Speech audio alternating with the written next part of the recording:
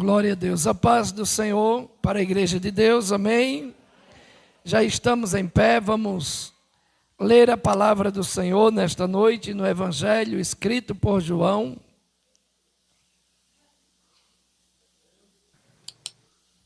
O capítulo é o capítulo de número 6.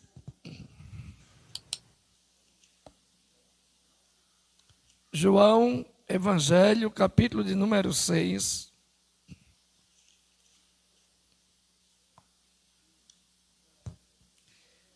A partir do verso de número 48, o texto, ele diz assim, verso 48, Eu sou o pão da vida. Vossos pais comeram maná no deserto e morreram. Este é o pão que desceu do céu, para que o que dele comer não morra.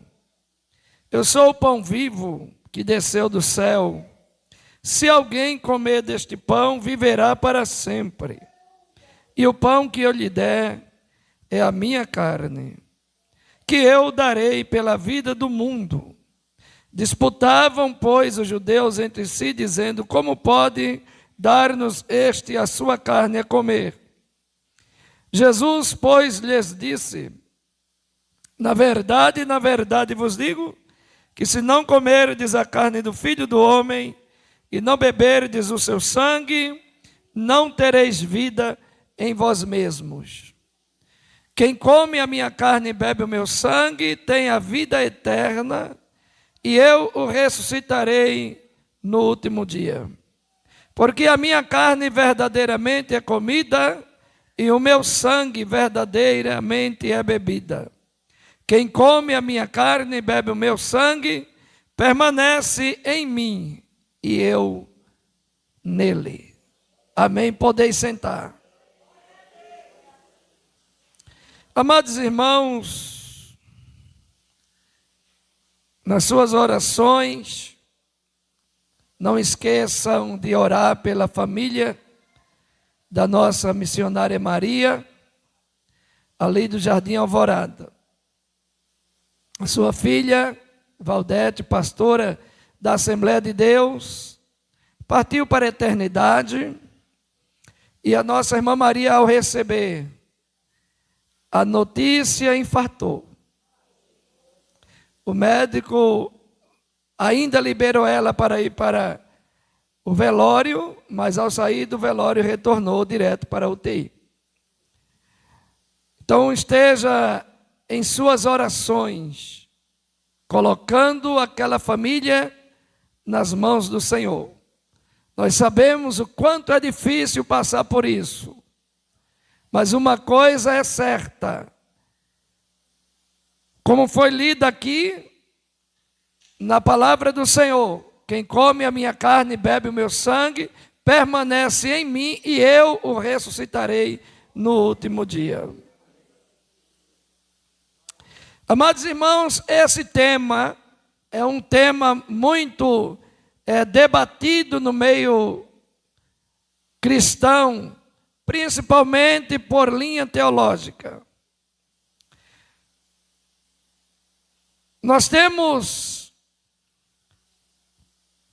uma linha de pensamento falando a respeito da morte e ressurreição de Cristo e também sobre a Santa Ceia ou a Ceia do Senhor. Essa linha chamada transubstanciação é uma linha seguida pela Igreja Católica. Quando eles acreditam que quando o padre pega aquela hóstia e ele diz, isto é a minha carne e este é meu sangue, ou este é o meu corpo, eles acreditam que aquela hóstia se transforma literalmente no corpo de Cristo. Exatamente por isso que aquela hóstia é feita de um material que ele derrete. Então, o cidadão, ao colocar ela na ponta da língua, ou no meio da língua, cola ela no céu da boca, para que ela se derreta. Exatamente por quê? Porque eles não podem mastigá-la, para não mastigar o corpo de Cristo. E nós sabemos que isso não é real.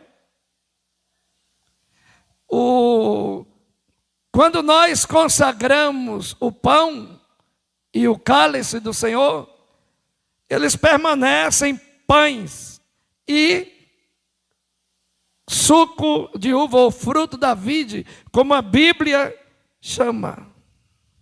Eles não vão mudar a sua característica. Eles permanecem pães e vinho.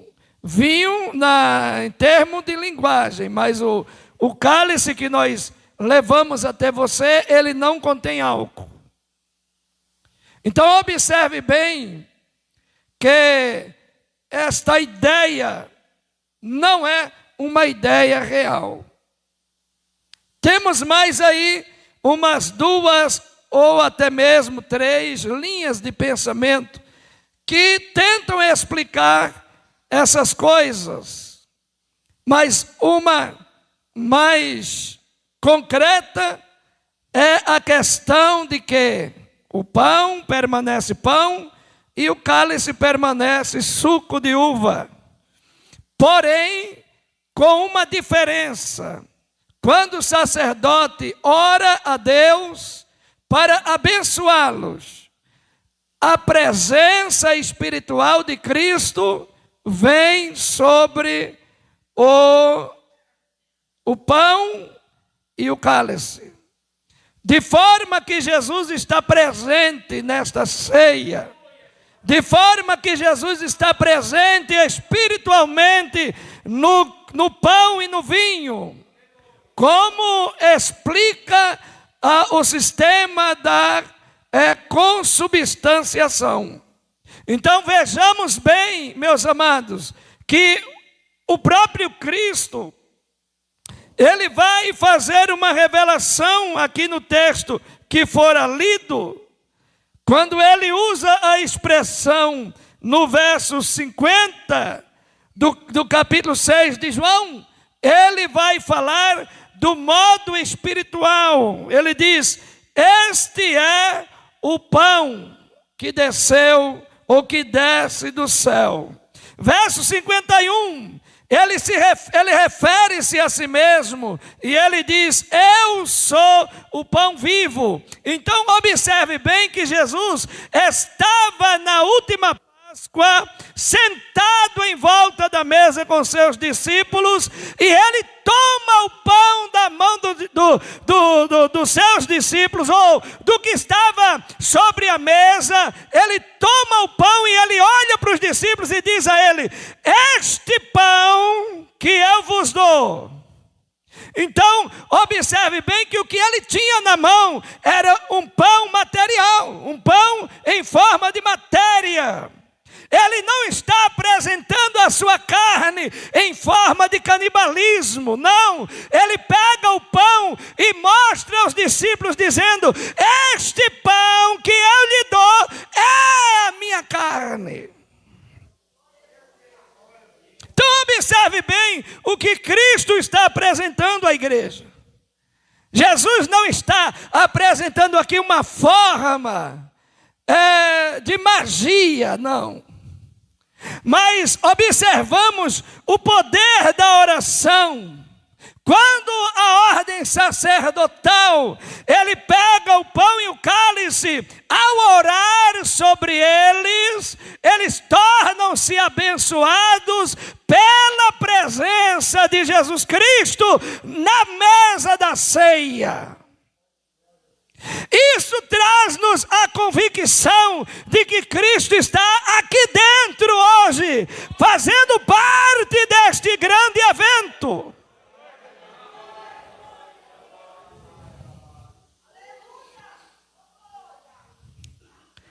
Eu fico imaginando como é que tem crente que ele não leva a sério a ceia do Senhor. Tem crente que ele é capaz de trocar a ceia por um aniversário de alguém. Isso é complicado. Falta alguma coisa na vida de um crente desse. Porque a ceia do Senhor é a Páscoa da igreja de Deus. Então, observe isso. Bendito seja o nome de Jesus. Eu quero voltar aqui rapidamente ao Evangelho de Lucas.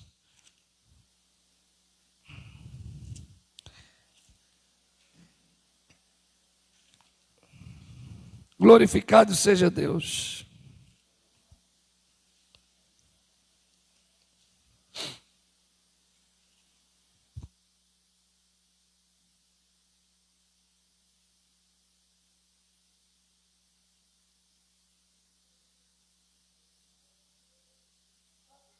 Capítulo de número 22.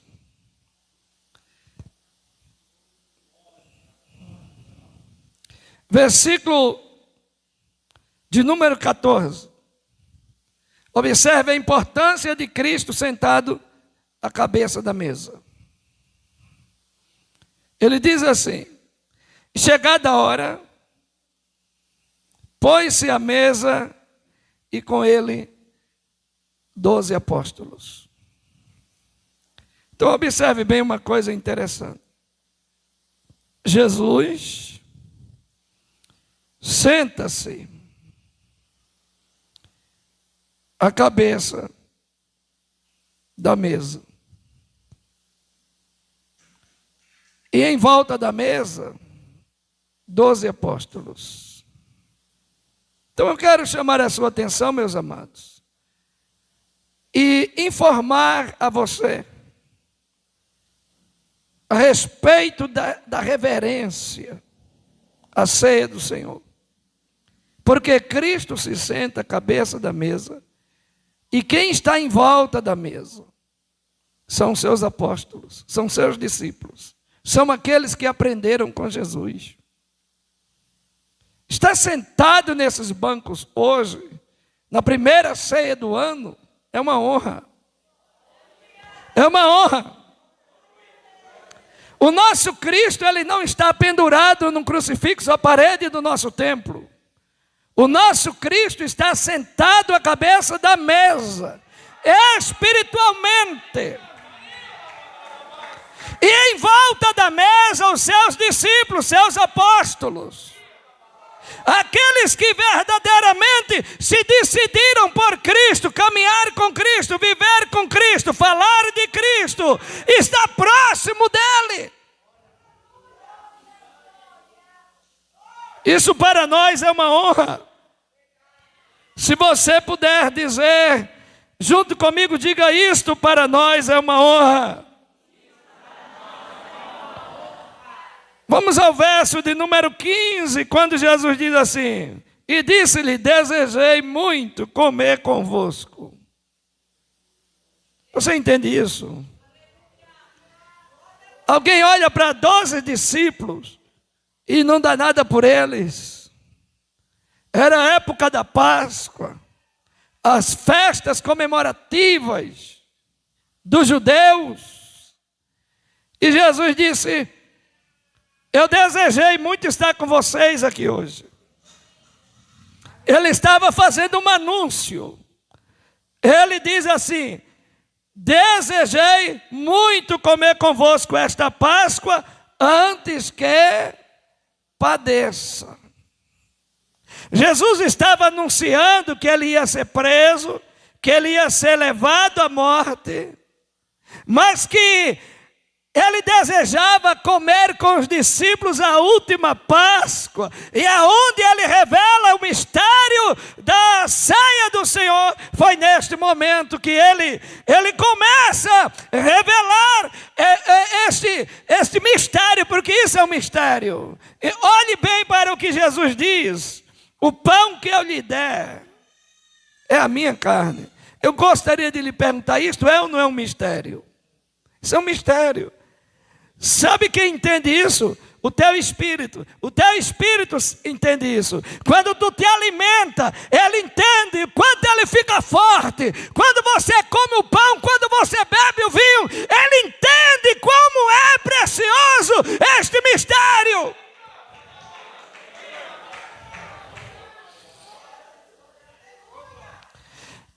Jesus faz uma declaração. Jesus diz: olha, vocês permanecem em mim e eu em vocês.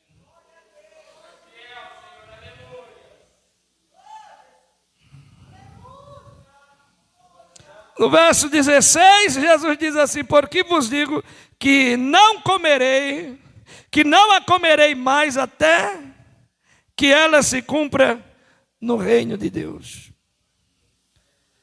Nos outros evangelhos, ele vai dizer: não comerei mais convosco esta Páscoa, até que eu torne a comê-la no reino dos céus, junto com vocês. Jesus faz uma declaração muito forte. Isso que está acontecendo aqui, um dia vai acontecer no reino dos céus. Amados, deixa eu dizer um negócio para vocês. Vocês sabiam que tem algumas igrejas de crente que não tomam ceia? De crente, que se dizem crente. Agora você imagina o que Jesus está dizendo: quem come a minha carne viverá, quem não come morrerá. Ah, mas existem muitas explicações. Fique com a Bíblia, fique com Jesus, fique com o que Jesus disse. Eu não vou poder comer mais com vocês, porque Jesus estava anunciando a crucificação. Jesus estava anunciando o momento da sua crucificação, do seu sacrifício. Mas ele disse: eu vou tornar a comer com vocês no reino de meu Pai. Então, esse evento que estamos fazendo aqui, ele vai se repetir no reino de Deus. E aonde Jesus estará, meus irmãos? Sentado à cabeça da mesa. Imagina que mesa grande. Aleluia. Oh, glória. Eu imagino que tem crente aqui que queira ir para lá. Glória a Deus. Bendito seja o nome do Senhor. Glória a Deus. Versículo 17, ele diz: e tomando o cálice, e havendo dado graça, disse: tomai e o reparti entre vós, porque vos digo que já não beberei do fruto da vide até que venha no reino de Deus. Observe bem que ele usa aqui a expressão fruto da vide. O que é fruto da vide? Suco de uva. Suco de uva. Preste bem atenção. Tem gente aí confuso aí, porque Jesus um dia fez uma multiplicação de vinho. Mas observe o que Jesus diz: fruto da vide, suco de uva. Tenha muito cuidado com interpretações humanas, porque Jesus não engana ninguém. Ele declara aqui que a ceia do Senhor é realizada com o fruto da vide. Vide vem de videira. Então observe bem o que ele está dizendo. Nós não podemos, irmãos, pegar um suco de maracujá e fazer a ceia, dar para os irmãos, não. Mas pastor, e o pastor não pode abençoar? Eu posso abençoar para você comer, para você almoçar, para você jantar. Mas para tomar a ceia do Senhor, não. Porque Jesus declara muito bem que o sangue dele provém da videira. Então você só pode tomar a ceia do Senhor de forma correta. Outra coisa que Jesus faz uma declaração no dia que ele foi traído. Quem se lembra daquele episódio, daquele evento? Ele disse: aquele que colocar a mão no prato comigo. Tenha muito cuidado com o modismo, porque Jesus declara isso: aquele que colocar a mão no prato comigo, esse vai me trair. Uma certa vez, um obreiro nosso foi numa igreja, não sei aonde, chegou lá e ele achou bonito a ceia. Porque o pastor daquela igreja pegava o pão, um pão comprido, uma baguete, uma bengala. E ele ia com aquele pão na mão e com um guardanapo. E os irmãos colocavam a mão naquele pão e quebravam o pão e comia. Meus irmãos, a ceia do Senhor não pode mudar de aspecto, não. Jesus é quem partiu o pão. Jesus é quem abençoou o cálice.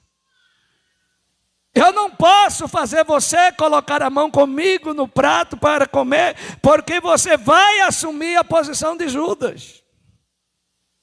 Outra coisa, eu não posso molhar o pão dentro do vinho, porque se você fizer isto, você também está assumindo a posição de Judas, porque Cristo declara: aquele que comer o bocado molhado, é este que vai me vender.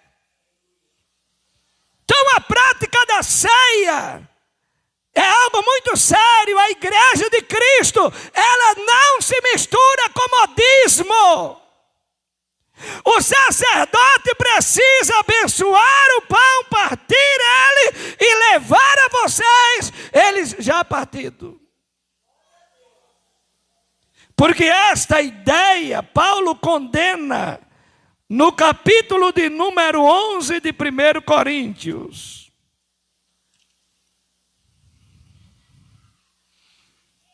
Primeiro Coríntios, capítulo de número 11 e verso de número 17.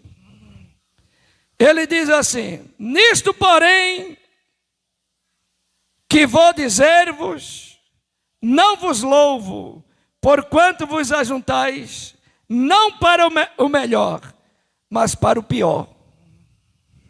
Vamos ler. Porque antes de tudo ouço, quando vos ajuntais na igreja, há entre vós dissensão, e em parte o creio, até importa que haja entre vós heresias, para os que são sinceros se manifeste entre vós. De sorte que quando vos ajuntais no lugar, não é para comer a ceia do Senhor, porque comendo cada um toma antecipadamente a sua própria ceia, e assim um tem fome e outro embriaga-se. Não tendes porventura casa para comer e para beber? Ou desprezais a igreja de Deus e envergonhai os que nada têm? Que vos direi? Louvar-vos-eis nisto? Não vos louvo. Presta atenção até aí, esse pequeno detalhe. Na igreja primitiva ou na igreja apostólica, havia uma comemoração que era feita praticamente semanalmente, uma vez por semana. E ali eles começavam aquele evento com o partir do pão, mostrando o dever de se relembrar da morte de Cristo. No meio daquele período havia a ceia, mas não esta ceia que nós estamos realizando aqui. Era uma ceia comum. Pós partir o pão, havia uma comemoração como que fosse de ações e graças, aonde todos que vinham àquela reunião traziam alimentos para a comemoração de uma reunião familiar, mas em relação à igreja, e terminava com a tomada do vinho. Porém, não existia regras. O que acontecia naquele momento? Os irmãos mais espertos pegavam os pães maiores. Então você imagine aqui um grande cesto de pães que vocês mesmos trariam. Por outro lado, havia também aqueles crentes que traziam o vinho comum. E a Bíblia diz que eles se embriagavam com eles. E Paulo vai colocar ordem na ceia, na igreja de Corinto. E este exemplo que Paulo dá serve para nós até hoje. Porque ele vai dizer: quem tem vontade de comer e de beber, faça isso em casa. Ele faz uma pergunta: vocês não têm casa?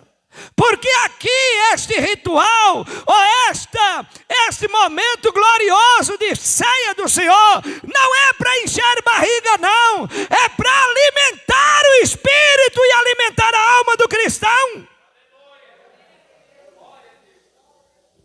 Então a igreja precisa ter doutrina, a igreja precisa ter ordem, porque a igreja, ela se reúne para relembrar a morte e a ressurreição de nosso Senhor e Salvador Jesus Cristo. E Paulo coloca ordem naquela reunião.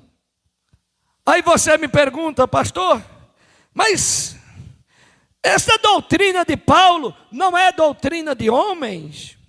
Leia o verso 23. 11, 23. Observe o que diz o texto. Leia comigo em alta voz. Porque eu recebi do Senhor o que também vos ensinei, que o Senhor Jesus, na noite em que foi traído, tomou o pão. Presta atenção. Olha o que Paulo estava dizendo. Eu recebi de quem? Quem que instituiu a ceia? Foi o Senhor Jesus. Naquele glorioso dia da Páscoa, ele disse: eu desejei muito comer com vocês. Pegou o pão e tendo dado graças, disse: este pão é o meu corpo, este cálice é o meu sangue. E Paulo faz uma declaração: eu recebi do Senhor. Esse mandamento de tomar a ceia do Senhor, nós recebemos direto de Deus. Nós recebemos de Cristo. Imagina Jesus nesta noite olhando para esta igreja, imaginando na alma dele: hoje eles estão reunidos na rua Confúcio, mas um dia eles vão estar aqui no reino dos céus, para tomar a ceia junto comigo. Imagina a alegria do coração de Cristo. Eu não sei o teu coração como é que está, ansioso ou não, para sentar com Cristo no reino de Deus. Aleluia! Aleluia! A igreja precisa ansiar por este dia. O dia da reunião geral. Não é uma convenção geral, não. É uma reunião geral de todas as igrejas cristãs. Jesus tem um povo no meio delas. Por mais bagunçada que seja a igreja, tem um povo que não anda bagunçado, não. Tem um povo que conhece Jesus. Um dia eu estava lá na Conde Sarzeda, e uma moça disse a mim assim: pastor, eu sinto tanta falta daquela igreja antiga. Eu falei: por quê, minha irmã? Ela disse: porque naquela igreja onde eu nasci, onde eu me batizei, a mãe me levou, eu ouvia a palavra de Deus, eu ouvia falar do amor de Cristo, da misericórdia, da salvação. E hoje na minha igreja eu assisto discurso político, falando de política, falando de partido A, partido B. Eu não sei mais o que fazer, pastor. Eu disse a ela: fique com Jesus. Fique com Jesus. Porque o mundo está corrompido, o sacerdócio se corrompeu, mas Cristo permanece o mesmo ontem, hoje e eternamente. É tão bom ficar com Jesus. Tem momentos que a gente canta debaixo do chuveiro e se alegra. Tem momentos que a gente canta sentado dirigindo o nosso carro e se alegra. Porque Deus está em nós. Eu quero voltar ao texto de João 6, para fazer o encerramento. Glorificado seja o nome do Senhor. João 6. Vamos aqui meditar na palavra de Deus.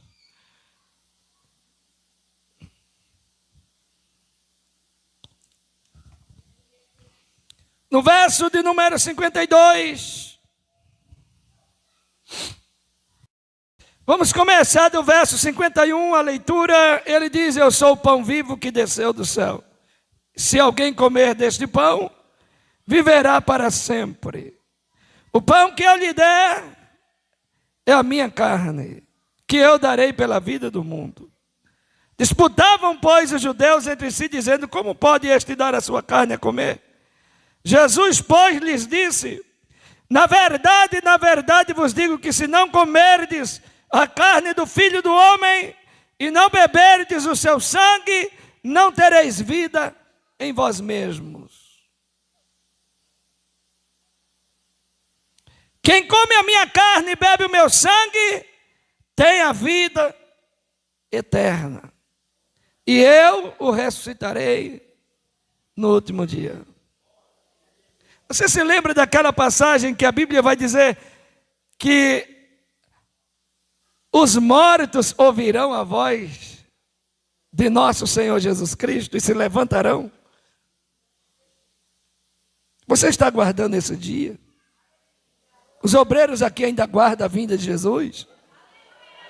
A igreja de Cristo ainda aguarda a vinda de Jesus? O retorno dele? Aleluia!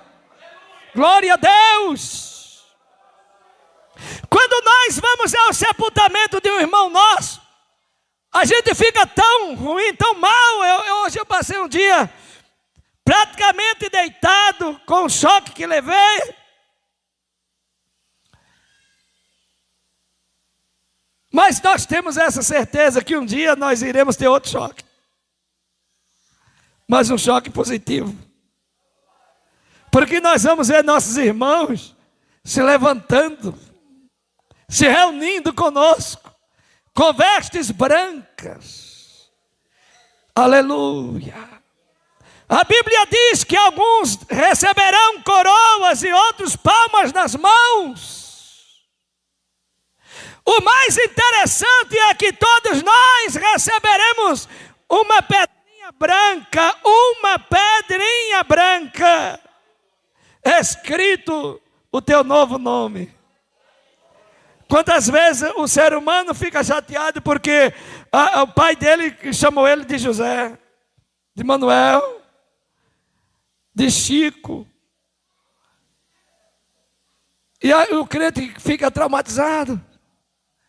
Agora, Jesus, pensando nisso, quem sabe, vai te entregar uma pedrinha branca com teu novo nome. Ninguém nunca mais vai te chamar de Chico, nem de Chica. Não, você vai receber um novo nome. E esse nome agora não é escolhido pelo teu pai, não. É escolhido por Deus. Pensa na felicidade quando você lê. Glória a Deus. Pensa na felicidade quando você olhar diante dos olhos de Cristo e Ele apresentar a você o seu novo nome. Se Jesus desejou, imagine você. O crente de hoje é tão moderno que eu nem sei mais se ele anseia por esse dia. Acho que tem uma minoria que ainda ora dizendo: ora vem, Senhor Jesus, volta logo. Volta logo. Porque o negócio aqui embaixo está difícil. Mas eu quero te dizer nesta noite: a tua riqueza, ou a tua pobreza, ou a tua quase riqueza, não é nada diante do que nós iremos receber.